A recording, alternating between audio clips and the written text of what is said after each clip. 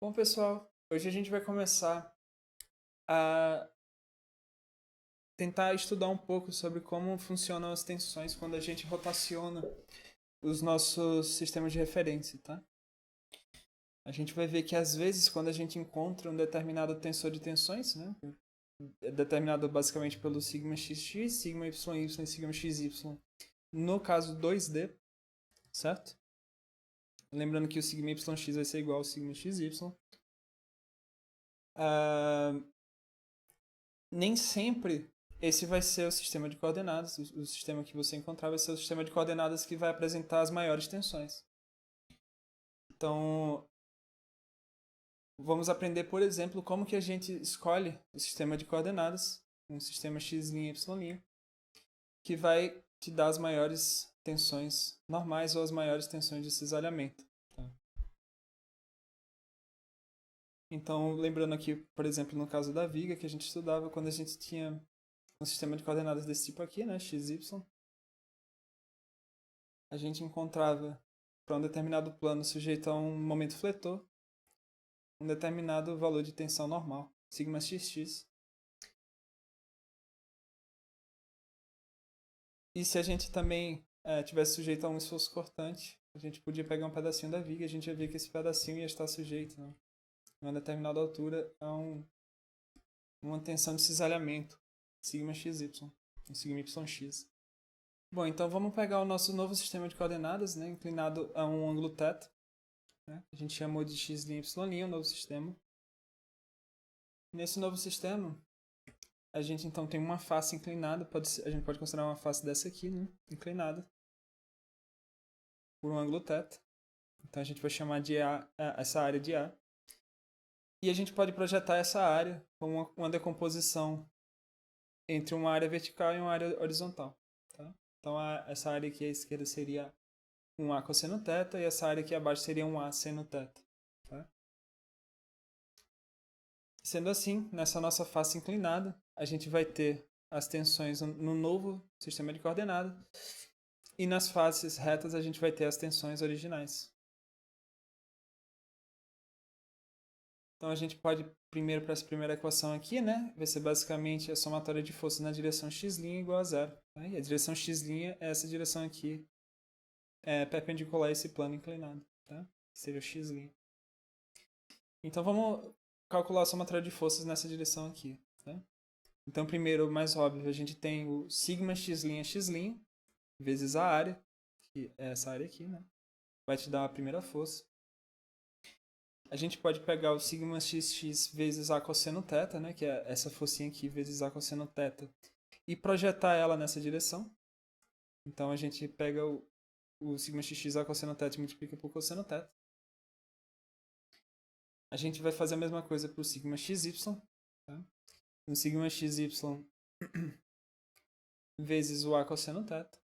Vai ser a força, né, correspondente a essa tensão. E a gente vai projetar ela nessa direção, multiplicando por seno de θ. Se a gente for fazendo a mesma coisa para o sigma y e para o sigma yx, a gente vai encontrar essa expressão zona aqui em azul. Tá? A gente pode fazer a mesma coisa projetando, fazendo a somatória de forças na direção y' igual a zero, que vai dar essa equação de baixo. Basicamente a gente tem as mesmas forças, né? Só que no caso aqui nessa direção a gente vai ter o sigma x' y' vezes a, tá? E depois a gente vai fazer a mesma coisa para todas as forças, né? Tinha essa, a gente vai usá-la de novo, só que agora a gente não projeta nessa direção normal, a gente projeta na direção